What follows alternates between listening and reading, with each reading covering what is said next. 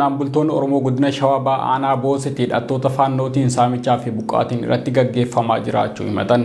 Jiraattonni Oromiyaa Limiiniif yaada kennan akka himanitti raayyaan ittisa biyyaa bakkicha qubatee jiru weerara humnootiin Amaaraa nurratti ba'an kana namuu akka miidiyaa fi yaada hin kennee doorsaa jabaa nurratti gaggeessaa jiranis jedhanii jiru. Gammachiis Maqarsaa guutuusaa qaba. Qonnaan bultoonni Oromoo godina Shawaa Bahaa aanaa Boosetti hidhattoota faannootiin saamicha buqqaatiin irratti gaggeeffamaa jiraachuu himatan. Jiraattonni Oromiyaa 11f odeessa kennan akka himanitti qonnaan bultoonni aanaa Boosetti ganda Baarcotaa irraa humnaan buqqaafaman dararaa hammataa keessummeessaa jiraachuu himatu. Haliilla hidhattoonni faannoo Amaaraa daangaa ce'uudhaan qonnaan bultoota ganda Baarcotaa irratti gaggeessaniin lafaaf qabeenya isaanii saamamanii qe'ee ofiirraa godaanuus nuuf kaasanii jiru. Jiraattonni sodaa nageenyaaf jecha sagaleen isaanii akka miidiyaatti hin baane nu gaafatan akka jedhanitti waxabajjii 12/2015 akka lakkoofsa Itoophiyaa irraa eegalee qabeenyi isaanii saamamee qe'ee ofiirraa humnaan buqqaafamaa jiraachuu dubbatu. Hidhattoonni faannoo Amaaraa daangaa ce'uudhaan qonnaan bultoota Oromoo ganda Baarcotaa irratti haliilla banan kunneen jenereetara motora bishaan dhugaatii baasuu hunda osoo hin hambisin qabeenya uummataa guutuutti kan saaman ta'us nuuf kaasanii jiru. Maqaan nageenya uummataa eegsisuutiin naannicha qubatanii kan jiran raayyaan ittisa biyyaa tarkaanfii hidhattoonni faannoo Amaaraa Oromoota irratti fudhatan kana uummanni miidiyaa kamiifuu akka odeessa hin kennine doorsisa gaggeessaa kan jiran ta'us nuuf eeranii jiru. Jiraattonni aanaa Boosetti ganda Baarcotaa haala keessa jiran wayita nuuf himan waxabajjii 12/2015 haliilla hidhattoota faannoon irratti banameen manaaf qe'ee ofiirraa buqqaafamanii bakka qubsuma jireenyaa dhabuudhaan roobaaf aduudhaan lafa onaa gubbaatti dararamaa kan jiran ta'us himatanii jiru. Lafa qonnaan bultoota Oromoo ganda Baarcotaa kan ta'e lafa Xabboo Gamaa, Haroo Odaa, Xabbiyaa, Waaccuu, Gaaradaa, Dhokkisoo, Ajjootaadhii, Acharaanii fi Haddeech garba galxoo fi lafti qonnaan bultoota maqaan armaan olitti eeraman cufti hidhattoota Amaaraatiin irraa fudhatamee kan jiru ta'us nuuf kaasanii jiru. Qonnaan bultoonni qe'ee isaanii irraa humnaan buqqaafaman kunniin wayitammaa ofiifis ta'e loowwan isaanii bishaan dhugaatii dhabanii haala akkaan yaaddessaa keessa akka jiranis iyyataa jiru. Xumura irratti raayyaan ittisa biyyaa balaa akkaan hammaataa uummata dhibbootaan qe'ee irraa buqqisee hin dubbatin jechuudhaan sagalee isaanii ukkaamsee turuu himuudhaan uummanni Oromoo keessaa fala jiru akkasumas miidiyaaleen Oromoo akka rakkoo keenya qubanuu qabaatan jechuudhaanis dhaammatanii jiru. Baqattoonni Oromoo biyya Masrii haliillaan sanyummaa lammiilee biyyattiin irratti raawwatu hammaachaa dhufuu himatan. Baqataan Oromoo Bilaal Huseen jedhamu kaleessa lammiilee biyyattiin waraanamee ajjeefamuu isaa odeeffannoo bakka sanarraa argame addeessee jira. Dargaggeessa dhalattoota biyyattiitiin magaalaa Kaayiroo keessatti ajjeefame kanaan alachis namoonni hedduun miidhamuu fi hospitaala seenuu maddeen himanii jiru. Kana hordofuun baqattoonni Oromoo Masrii magaalaa Kaayiroo keessa jiraatan ajjechaa kana balleeffachuudhaan ejeensii baqattoota dhaabbatan mootummoota gamtoomanii UNHCR fuulduratti hiriira sagalee dhageessifannaa gaggeeffatanii jiru. Uummanni Oromoo biyya Masrii jiraatu dhiibbaan lammiilee biyyattiitiin taasifamaa jiru haala yaaddessaa ta'een dabalaa dhufuus himanii jiru. Taatee kana hordofuudhaan baqattoonni Oromoo dhimmicha gaafachuudhaaf gara waajjira poolisii deemanis to'annoo jala ooluu maddeen himanii jiru. Haalli nageenya baqattoota biyya Masrii keessaa yeroo ammaa hedduu yaaddessaa waan ta'eef of eeggannoo cimaan godhamuu akka qabuu fi qaamni dhimmi ilaallatu birmannaa akka taasisu koominiitiileen Oromoo biyyattii keessaa dhaamuun himamee jira. Dhuma irrattis Oromiyaa 11 maatii Bilaal Huseen firoottaanii fi hawaasa Oromoo maraaf jajjabinna hawaa qaamni dhimmi ilaallatu haqa isaaf dhaabbachuu akka qabus dhaammatee jira. Oduu keenyatti aanu haleellaa Beenishaangul Gumuuzitti raawwate yoo xiqqaate namoonni 18 ajjeefamuu jiraattonni himan. Naannoo Beenishaangul Gumuuz godina Matakkal magaalaa Gilgal Balasitti haleellaa hidhattootaan raawwatameen namoonni nagaa ajjeefamuu fi miidhaan qaamaa qaqqabuu jiraattonni himanii jiru. Madda Dulbaasitti guutuusaa qaba. Namoonni ijaan argan akka jedhanitti haleellaa jimaata adoolessa 7 bara 2023 raawwatameen yoo xiqqaate namoonni 18 ajjeefamanii kaan madaa'anii jiru. Kanneen miidhaa qaqqabsiisan hidhattoota dhiheenya kana qabsoo hidhannoo keessaa bahuudhaan dhiheenya magaalattiitti qubatanii argaman ta'uu namoonni BBC'n dubbise himanii jiru. Paartiin Dimokiraatawaa Booroo naannicha keessa socho'u ibsa baaseen haleellaa hidhattoonni sochii Dimokiraatawaa uummata Gumuuz hidhannoo isaanii hin hiikkatin gaafa adoolessaa 7 bara 2023tti magaalaa Gilgal Basalitti raawwataniin namoonni nagaa hedduun ajjeefamuu fi hedduun miidhaan irra gahuu mirkaneessee jira. Paartichi gochaan raawwatame haala kamiinuu kan fudhatama hin qabnee fi gocha suukanneessaa ta'uu ibsuun balaaleffatee jira. Qaamoleen ajjechaa kana raawwatan hatattamaan seeratti akka dhiyaataniif paartichi gaafatee jira. Namni ijaan arganii fi maqaan isaanii akka hin dhabne gaafatan haleellaa raawwatameen namoonni 18 ajjeefamuu fi kan 16 ta'an ammoo miidhaan irra gahuudhaan hospitaala seenuu isaanii dubbatanii jiru. Naannichatti shiftoota mootummaan sooraa jirutu jira kan jedhan namootni naannichaa hidhattoonni kunneenis meeshaa waraanaa jajjabaa hidhatanii magaalaa keessa akka socho'an dubbatu.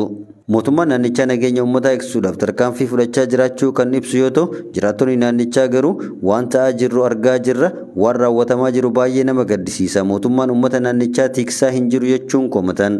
Haleellaa guyyaa jimaataa raawwatame kana hordofuunis jiraattonni naannichaa loon isaanii uffachuudhaan gara Paawweetti godaanaa jiraachuu fi magaalicha keessa sochiin geejjibaa akka hin jirre dubbatanii jiru. Humnoonni Suudaan wal waraansarra jiran lamaan waliigaltee waraana dhaabuu mallatteessuudhaan gara nagaatti akka dhufan Igaaddi marii Finfinneetti kaleessa taa'ame booda ibsa baaseen gaafatee jira. Igaaddi humni isaa gara Suudaan seenee nageenya lammiilee nagaa akka jiru yaani dhiyaatu gabaasonni mul'isanii jiru. Dabalata isaa akkatti aantu dhiyaata. Humnoonni Suudaan wal waraansarra jiran lamaan waliigaltee waraana dhaabuu mallatteessuun waraana akka dhaaban Igaaddi marii Finfinneetti kaleessa taa'ame booda ibsa baaseen gaafatee jira. Igaaddi humni isaa gara Suudaan seenee nageenya lammiilee nagaa akka tiksu yaani dhiyaachuu gabaasonni mul'isanii jiru. Humni eeggataa ba'a Afrikaa gara Suudaan seenuun akka tasgabbeessuu fi dhiyeessii gargaarsa namoomaa akka mijeessuuf waliigaltee gahamuun gabaasichi addeessee jira. Humnoonni Suudaan walgahii kaleessa irratti hirmaachuu dhabuu isaaniitiin Igaaddi gadduusaa ibsee jira.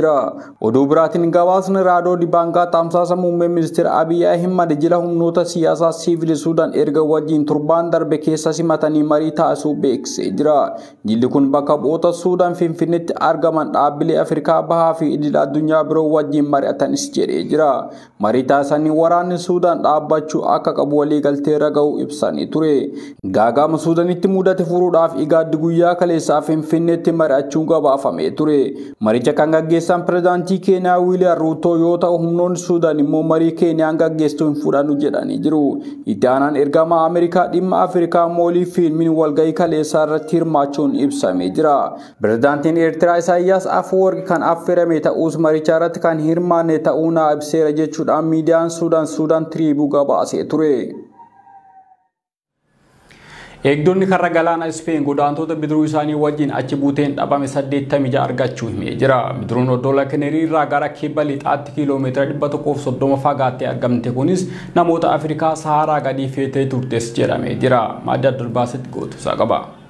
Eegdonni karra galaana Ispeen godaantota bidiruu isaanii wajjin achi buuteen isaanii dhabamee ture 86 argachuu hime. Bidiruun Oddoola Kenerii irraa gara kibba lixaa kiiloomeetira 130 fagaattee argamte kunis namoota Afrikaa Saharaa gadii kan feetee turtedha. Eegdonni karra galaanaa doonii meeshaa fayyadamuudhaan bidiruu baqattootaa wajjin gara Oddoola Giiraan Kaanaariyaatti adeemaa jiru. Bidiruuwwan lama kan namoota muraasa hin jedhamne qabatan ammallee achi buuteen isaanii dhabamee ture. Gareen deeggarsaa Walking Borders BBCtti akka himanitti bidiruun tokko namoota 65 kaan ammoo 60 fe'anii jiru. Bidiruun namoota 200 feete Kaafoontiin Seenegaal irraa waxabajjii 27 ture gara Oddoola Keeneriitti imala kan jalqabde. Kanneen amma baraaraman keessaa 80 dhiirota yoo ta'an 6 ammoo dubartootadha. Kanneen bidiruun feetee turte hundi baraaramuu isaaniitiif garuu wanti beekame hin jiru. Oduun kun dooniin godaantota humnaa ol baatte galaana Meeditiraanii naannoo qarqara galaana Giriikitti dhidhimuun torbaanota booda dhagahame. Balaan galaana Meeditiraanii irratti qaqqabeen namootni 78 liqimfamuu fi kanneen 500 ta'an ammoo achi buuteen isaanii akka dhabame UN'n beeksisee ture. Imalli lixa Afrikaa irraa gara Oddoola Keeneriitti taasifamu balaafamaadha. Kunis godaantonni bidiruu xixiqqoo qurxummii kiyyeessuudhaaf oolu fayyadamuu isaanii qofa osoo hin taane dambaliin cimaan galaana Atlaantik irraa ka'uun waan jiruufi. Bara darbe godaantonni 556 odolawwan Ispeen gahuudhaaf osoo yaalanii du'uu dhaabbanni mootummoota gamtoomanii beeksisee ture. Oduu keenya xumuraatiin pirezidaantiin Turkiyyee Siwiidin miseensa neetoo akka taatuuf deeggaruu barreessaan olaanaan dhaabbatichaa Jens Stolberg himanii jiru. Namni kun Erdogan Siwiidin dhaabbata walta'iinsa waraana kaaba Atlaantikaa akka taatu paarlaamaa biyyattiitti dhiyeessanii akka raggaasifamu carraaqus jedhanii jiru. Dabalataa akka itti aanutti dhiyaata. Pirezidaantiin Turkiyyee Recep Tayyip Erdogan Siwiidin miseensa neetoo akka taatu deeggaruu barreessaan olaanaan dhaabbatichaa Jens Stolberg himanii jiru. Erdogan Siwiidin dhaabbata walta'iinsa waraana kaaba Atlaantikii akka taatu paarlaamaa biyyattiitti dhiyeessanii akka raggaasifamu carraaqus jedhanii jiru. Dhimma kana irratti ministeerri muummee Siwiidin Ulf Kristersson baay'ee gammadu Siwiidiniif guyyaa guddaadhas jedhanii jiru. Siwiidin miseensa neetoo ta'uudhaaf iyyata kan galchite akkuma Raashiyaa Yuukireen weerarte fudhatteen ture. Haa ta'u garuu Siwiidin akka miseensa neetoo taatu Turkiin hin barbaaddu turte. Biyyi tokko miseensa neetoo ta'uudhaaf miseensonni hunduu irratti walii galuu qabu. Siwiidin hidhattoota warra Kurdii deeggarti jechuudhaan Turkiyyeen himataa turte jirti. Kanaafis miseensa neetoo ta'uudhaaf hidhattoota kana dabarsitee kennuu qabdi jechuudhaan ulaagaa dhiyeessitee turte. Dhimma kana irratti pirezidaantiin Ameerikaa Joo Baayiden gammachuu ibsanii jiru. Ministeerri muummee Biriitish Riishi Sunaakiin Siwiidin dhaabbaticha seenuun hunda keenya nageenya keenya eegsisa jechuudhaan ibsanii jiru. Barreessaan olaanaa neetoo dhimma kana kan ifa godhan gaafa wiixataa hooggantoota Turkish Siwiidin waliin erga marii gaggeessanii booda ture. Ammoo guyyaan Siwiidin dhaabbata walta'iinsa waraanaa kaaba Atlaantikii yoom akka taatu ibsuun akka rakkisus himanii jiru. Sababiin isaas dhimmichi paarlaamaa Turkii irratti kan hundaa'u waan ta'eef jechuudhaan ibsan.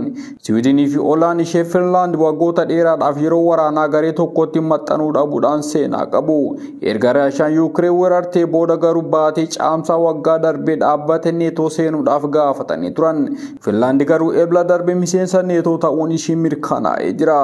Akka qondaala neetootti Turkii fi Siwiidin dhimma yaaddoo nageenya Turkii irratti mari'atanii furmaata kaa'anii jiru. Sababa kanaan Siwiidin heera ishee fooyyessitee opereeshinii farra shororkeessummaa gootu kan Turkiin itti himattu itti dabaltee jirti. Akkasumas meeshaalee waraanaa gara Turkii ala erguudhaaf walii galtee jirti. Yeroo ammaa miseensummaa Siwiidin kan raggaasisuu qaban Turkii fi Hangarii akka ta'antu himama. Hangariin Turkii yaada ishee yoo jijjiirte rakkoo akka hin qabaanne ibsitee jirti. Kana dura garuu Siwiidin miseensa neetoo ta'uudhaaf gamtaan Awurooppaa Turkii miseensa gochuuf marii jalqabuu qaba jechuudhaan ibsitee turte. Hoogganaan neetoo Siwiidin neetootti yoo makamte nageenya miseensa gamtichaa eeguudhaaf bu'aa guddaa akka qabu ibsuun ni yaadatama.